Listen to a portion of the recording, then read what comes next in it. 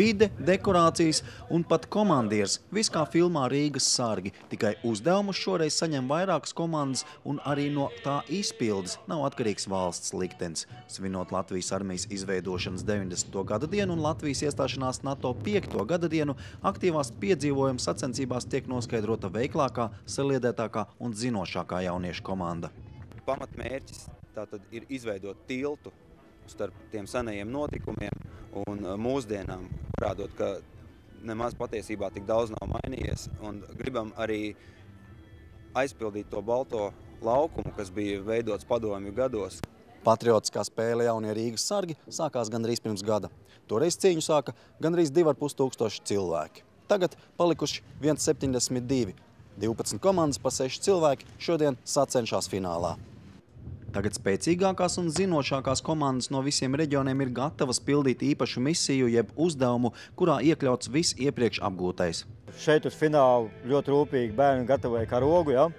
Jo vienai otrai komandai, manai komandai arī, teiksim, divas meitenes un skolotāji pašas izšuva ar rokām šo te karogu, vai ne? Tā kā tas jau tas lielākais ieguldījums ir, ja? Fiziskais te nebūs noteicošais. Jūsu uzdevums ir aizlavīties tika mālu, kur ir pretinieks snaipers. Jūsu uzdevums aizlavīties, ka mālu līdz trepēm, nevis par pašām trepēm, bet ka trepi kaut ko. Spēles dalībnieki izdzīvo misiju, kas balstīta uz brīvības cīņu leģendu. Dalībniekiem jāveic izlūkošanas uzdevums, lai varētu sagatavoties Pārdaugavas atbrīvošanas operācijai no Bermonta karaspēka, kāda bija 1919. gada novembrī. Tiek imitēti reāli notikumi un situācijas, ar kādām sastapās tikko dzimušās Latvijas armijas karavīri tieši pirms 90 gadiem. Toreiz bija citi apstākļi, cits gada laiks, bet misijas uzdevumi bija līdzīgi. Jaunieši atzīst, ka iepriekš gatavotās un iegūtās zināšanas viņiem noderēs dzīvē.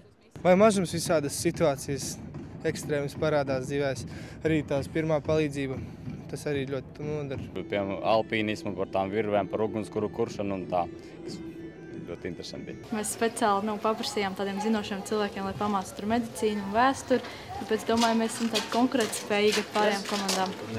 Spēles vadītājs Kaspars Lidnis atzīst, spēle jauniešos veido patriotismu un ļauj labāk izprast vēstures notikumus. Vairāk šādu spēļu būtu, jauniešiem būtu praktiska iespēja paskatīties un izjust uz savas ādas visu fizisko rūdījumu, visas iemaņas, kuras ir nepieciešams.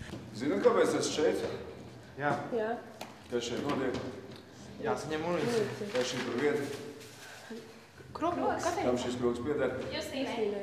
Vecāku vārdu vecie Rīgas sargi šobrīd var iet pelnīt atpūtā, pārliecībā, ka aiz viņiem stāv jau normāli kadru nomaiņa, teiksim tā. Spēle Jaunie Rīgas sargi būs skatām arī LNT kanālā. Jauniešu gaitām līdz varēs sekot svētdienās 15:25 5 raidījumu ciklā. Uldis Jaunzems, Sergejs Zaurotņevs, LNT.